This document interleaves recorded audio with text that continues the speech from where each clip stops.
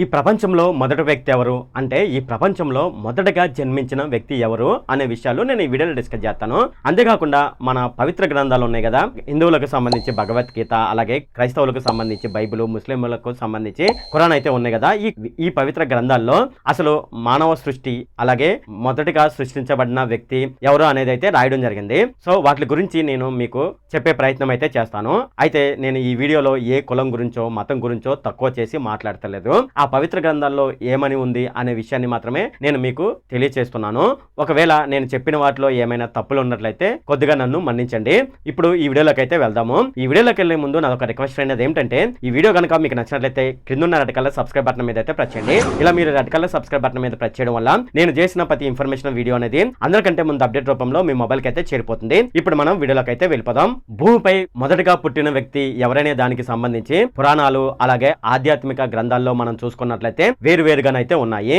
ఇక హిందూ పురాణాల గురించి ఇప్పుడు మనం చూద్దాము. హిందూ పురాణాల ప్రకారం మనం చూసుకున్నట్లయితే మొదటగా పుట్టిన వ్యక్తి మనువు. ఆ మనువునే మొదటి మానవుడు అని కూడా అంటారు. వివిధ కాలాల్లో వివిధ మనుషులు ఉన్నారు.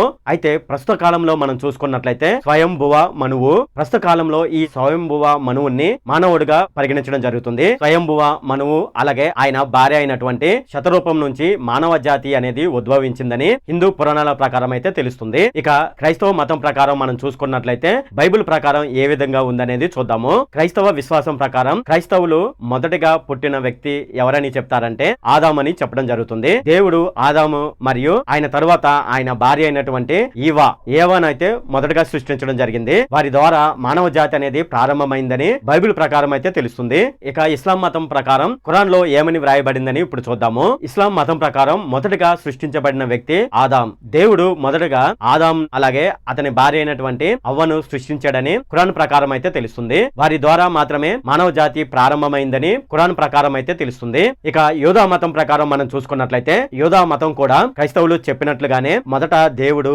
ఆదామును సృష్టించాడని, దాని తర్వాత అవ్వను సృష్టించాడని యోధా మతం అయితే చెప్తుంది. ఇక ఫైనల్ గా ఇతర మత విశ్వాసాల గురించి ఇప్పుడు చూద్దాము. ప్రపంచంలోని ఇతర సంస్కృతులు మరియు మతాల్లో కూడా ఈ ప్రపంచంలో మొదటగా జన్మించిన వ్యక్తుల గురించి వేర్వేరు కథనాలు అయితే ఉన్నాయి. ఉదాహరణకు మనం చూసుకున్నట్లయితే మెసొపొటేమియా పురాణాల్లో ఆదాం అనే వ్యక్తి మొదటి వ్యక్తిగా కనిపిస్తాడు. ఈ విధంగా ప్రపంచంలో భూమిపైన జన్మించిన మొదటి వ్యక్తి గురించి హిందువులకు సంబంధించి పురాణ గ్రంథాలు అలాగే క్రైస్తవులకు సంబంధించి బైబిల్, ముస్లింలకు సంబంధించి ఖురాన్ ప్రకారం అయితే ఈ విధంగానైతే ఉంది. మీ మతాన్ని బట్టి ఏమనుకుంటున్నారు ఏంటి అనే విషయాన్ని అయితే కింద కామెంట్ సెక్షన్ లో అయితే తెలియజేయండి. ఇది ఫ్రెండ్ ఈ వీడియోలో. ఫ్రెండ్ ఈ వీడియో కనుక మీకు నచ్చినట్లయితే కింద రెడ్ కలర్ సబ్స్క్రైబ్ బటన్ మీద అయితే ప్రెస్ చేయండి. అలాగే ఈ వీడియోని మీ ఫ్రెండ్స్ అండ్ ఫ్యామిలీ మెంబర్స్ కి అయితే షేర్ చేయండి. అలాగే ఈ వీడియో సంబంధించి ఏమైనా కామెంట్లు ఉన్నాయి అనుకోండి, నాకు తప్పనిసరిగా కింద కామెంట్ సెక్షన్ లో అయితే తెలియజేయండి. ఈ వీడియో అంతే friend. Okay, thank you friend.